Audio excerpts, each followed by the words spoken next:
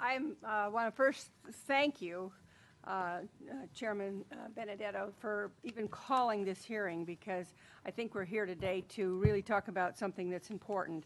And for everybody else that's on this committee, Mr. Rodriguez, Linares, and you know, I have a special thank you to the security guard out there, because I'd still be wandering around trying to figure out how to get past the wall after I'd walked 4 blocks from the other direction. How do I get into the fortress?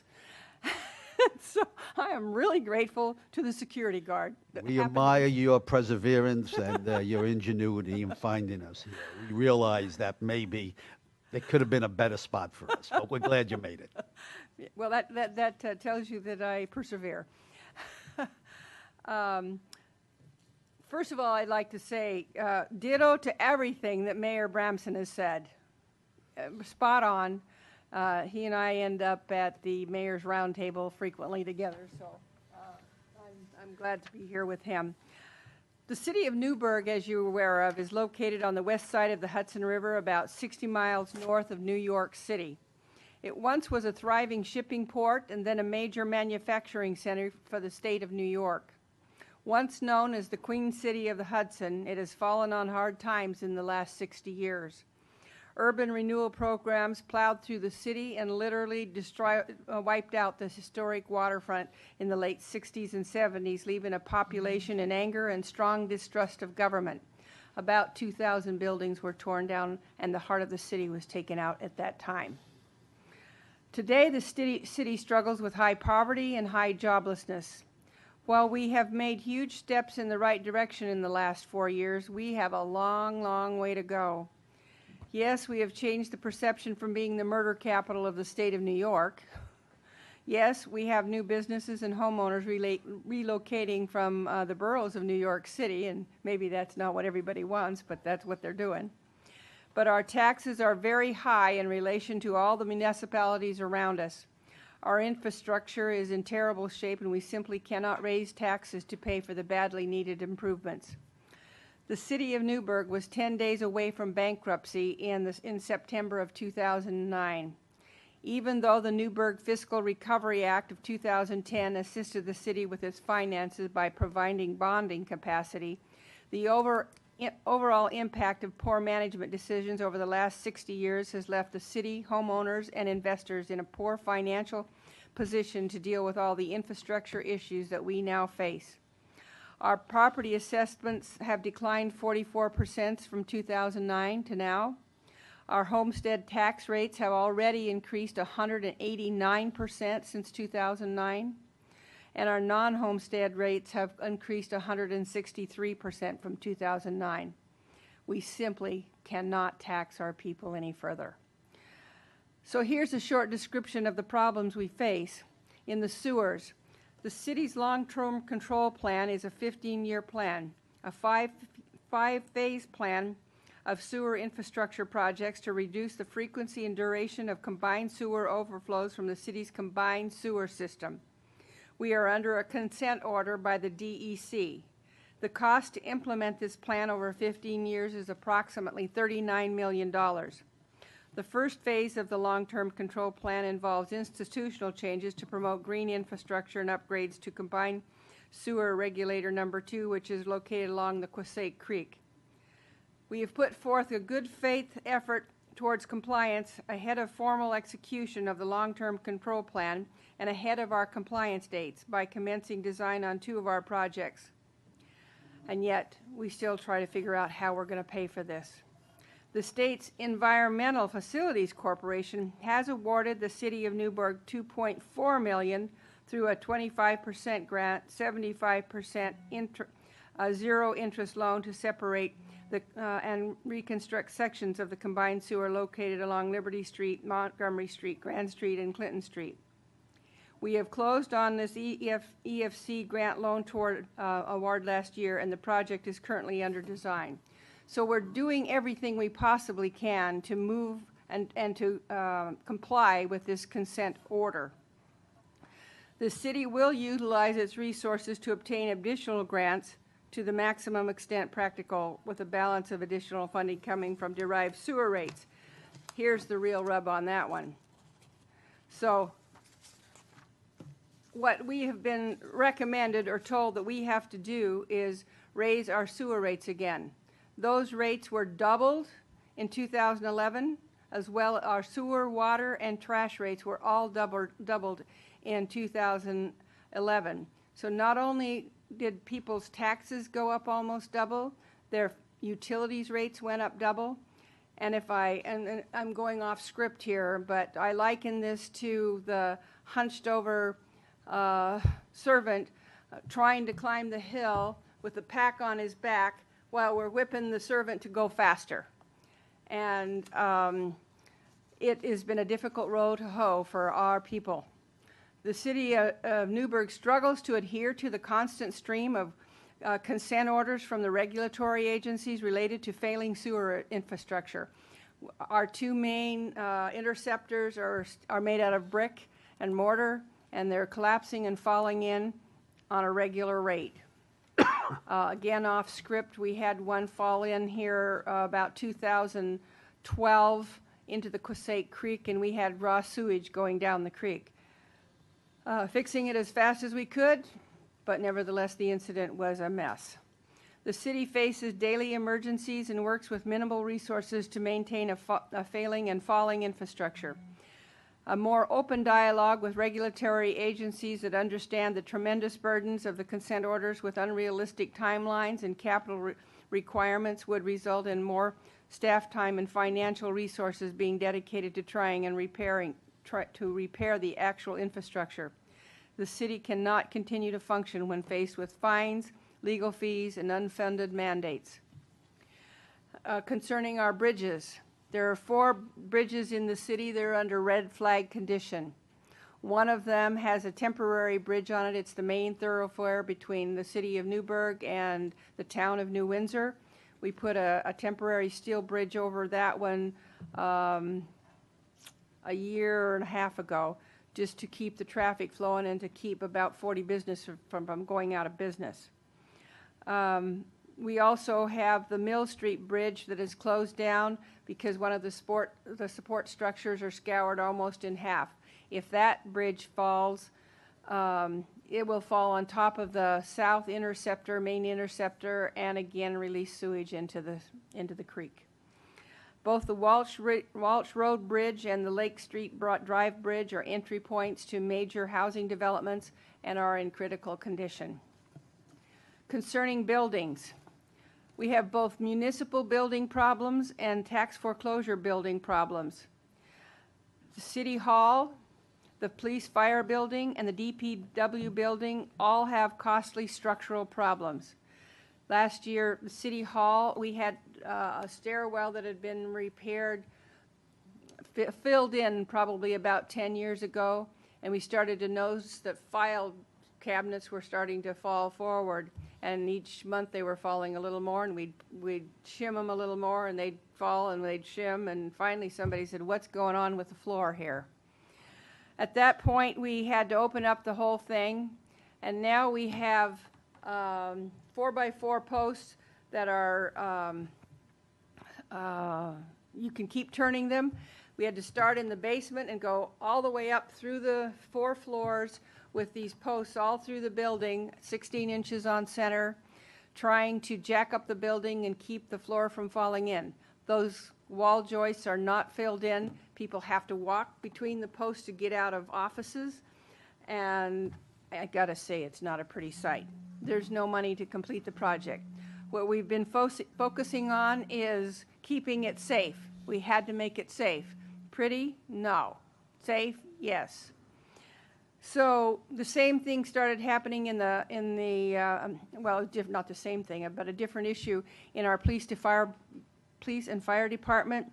We had a connecting joist between them that the steel was starting to fall in at least 2 doorways and then over the main entryway. So we've got the entryway roped off. We've jacked up the beams in the fire or in the police department locker room. So we have joists or wall supports, the 4x4 posts holding things up in there as well. The DPW roof is leaking while they are working on their vehicles. They have to put covers over them so they're not rained on. We're told that the roof of the DPW building would be over $1 million because of the structure. But the problem is that there's so many other structural issues with it. Doesn't make a lot of sense to fix the roof when the rest of the building has all the issues. Am I getting my point across? Added to the municipal buildings are the significant challenges regarding vacant and distressed property. The city's housing stock is almost entirely built prior to 1970, with most of the eastern half of the city built prior to 1900. While much of this housing stock is architecturally significant, years of deferred maintenance left the city with many distressed properties whose cost of rehabilitation cannot equal the value of the property when it's finally completed. This greatly discourages investments in our properties and leads to abandonment and widespread blight in many of our neighborhoods. The city estimates there are currently 978 vacant properties in our city, which is 3.8 square miles. And many of these are clustered in the East End. The city currently owns 112 of those properties acquired in RAM for tax foreclosure, and most of those properties are vacant and in extremely distressed condition. At least 28 properties in the city are in need of immediate demolition, including properties attached to habited structures. This number only includes those that have been deemed structurally deficient by an independent structural engineer, and we expect the number to be close to 40 properties. Because of the assumed environmental issues of these properties, especially the lead and asbestos, these demolitions usually cost between $40,000 and $60,000 per property. And all we get at the end of that is a clear piece of ground. Not much of an ROI in that proposition. Streets. The city has approximately 54 miles of roadway. In 1998, Vestal Asphalt did a pavement management report. That report stated that over 84% of our roads needed either maintenance or reconstruction. Of that number, 46 actually needed rehabilitation or reconstruction. But little was done during that time to now. Last summer, we did use some CHIPS money and took some money out of the budget and moved money around, just absolutely determined we were going to do something. We did a mill and fill project on 4 major streets and made some improvement. We actually set aside $1.2 million to use over the next 3 years, just to not to do any rebuild, no curb builds, no sidewalks, just to mill and fill.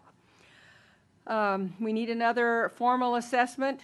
That one's sadly outdated, but right now the pothole count is determining the streets to fill. Manhole covers, we have about 950 of them. We need approximately 50 more just to get access to our sewers.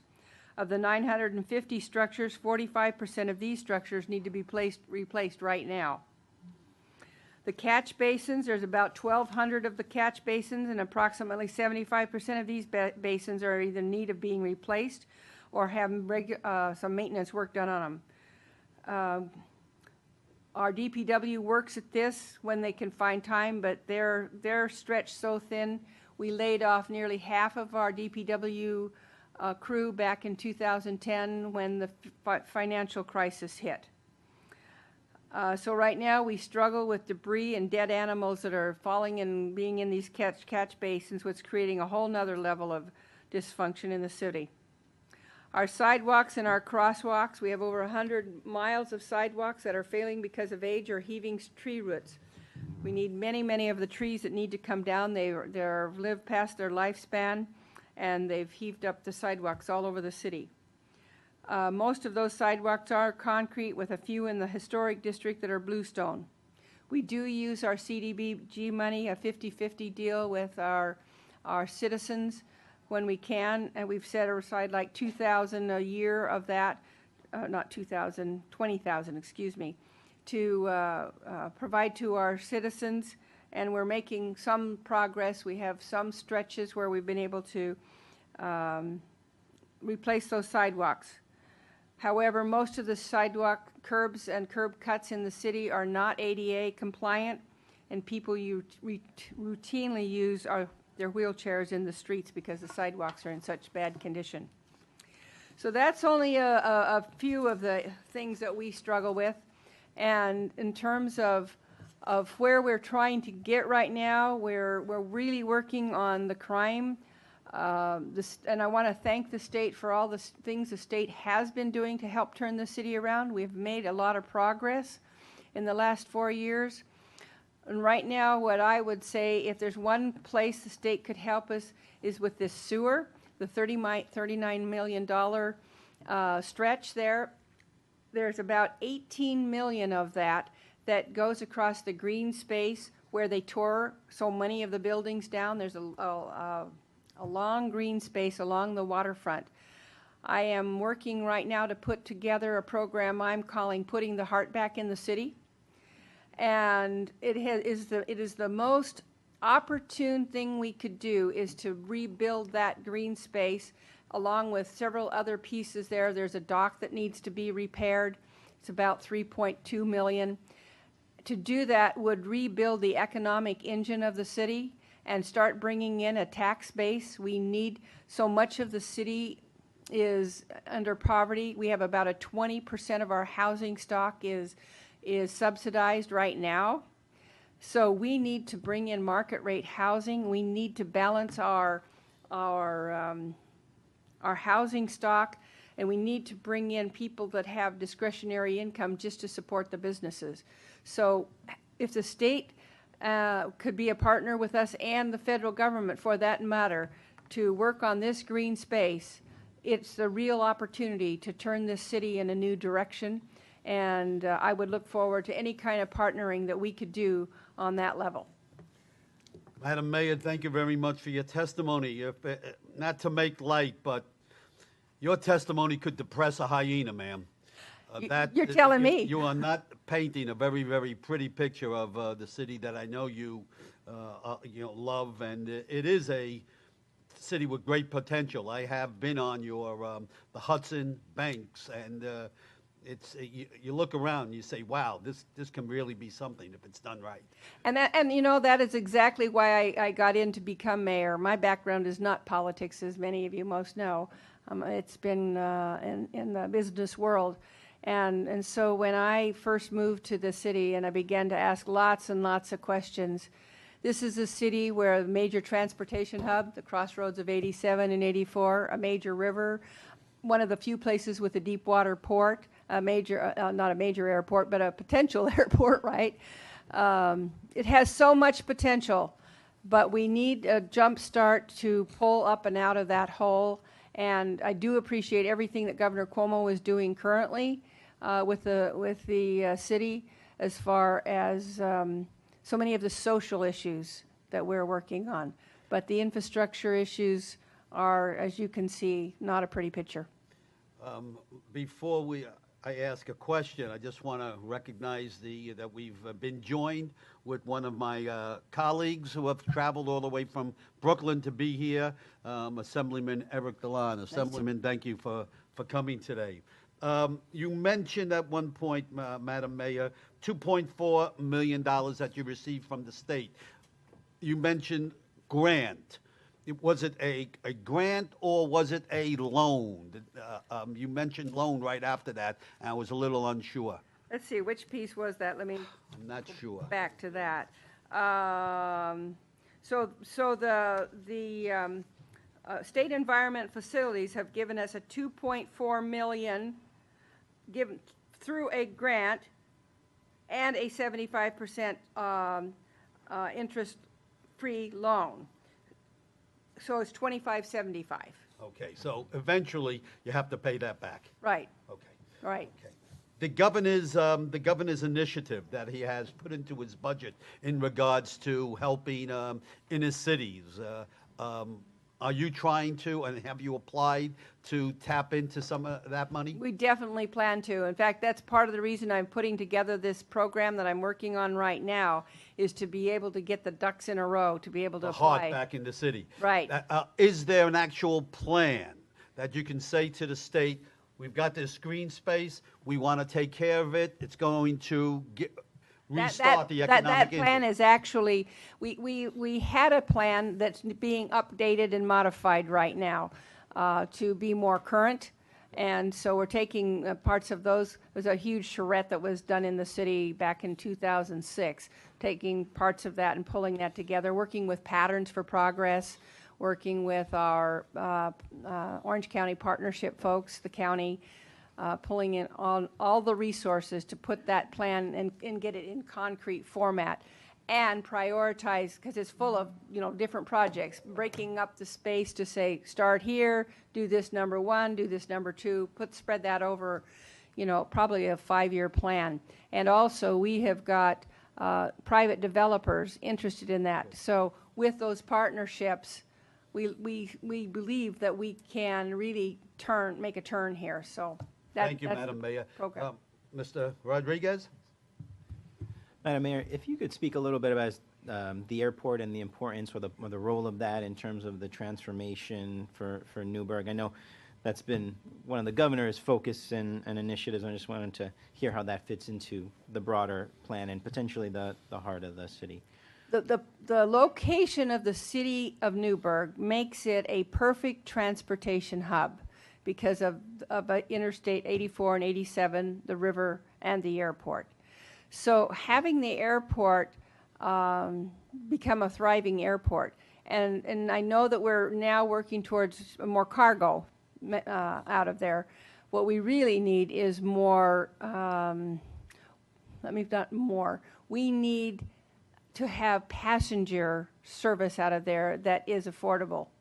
So they bring the passenger planes, but doesn't it always come down to money? So when I'm going to take a trip, right, and I get on, whatever it is, cheap ticket or whatever we need, I'm looking for a ticket, right?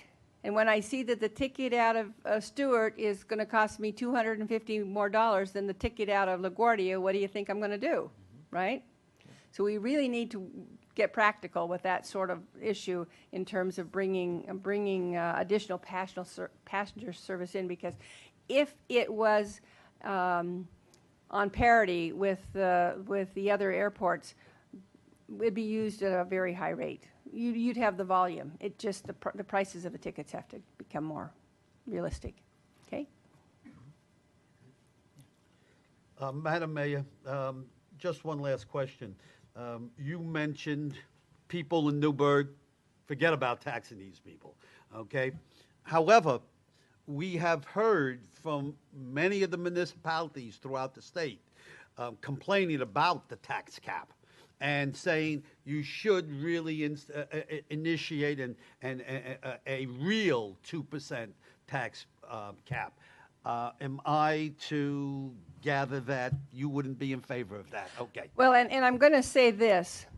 Having lived in many other states and looking at the demographics across many other locations, and knowing that people are leaving the state of New York at a high rate,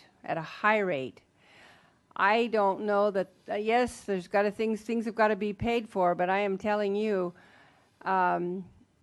we must not tax our people much stronger anywhere if we want this state to thrive and compete with other states. They're moving to Tennessee and Texas and Idaho and everywhere else you can imagine because they just can't afford, and particularly senior citizens. They just can't. So I think we better think a lot about increasing taxes anywhere. Madam Mayor, we want to thank you very much for coming on down and traveling here to give your testimony. I can assure you it has rested on ears that have listened to it. Assemblyman Scott Ottos Yes. does a tremendous job on telling us about the problems. But to tell you the truth, until you're actually here and you listen to your testimony, while we believe Frank, you really have hit it home. I drove the nail in. Okay, and we'll be anxious to do whatever we can to help you with Assemblyman Scott Ottos and working for putting the heart back into the city. Anything we can do. Thank you very much Thank for your you. testimony. We're going to go to the City of New York now? Okay. At this particular time, we're going to hear from a panel who are representing the fine mayor of the city of New York, Mayor de Blasio, who have their needs. New York City has needs just like the rest of the state. And so we're honored to have with us today Commissioner of the Department of Transportation, Polly Trottenberg, along with Department of Environmental Protection of the City of New York, the Deputy Commissioner, Vincent Sapienza, and lastly but not least, the General Counsel and Deputy Commissioner for the Department of Design and Construction, David Veroli. Would you please come up and we welcome you here.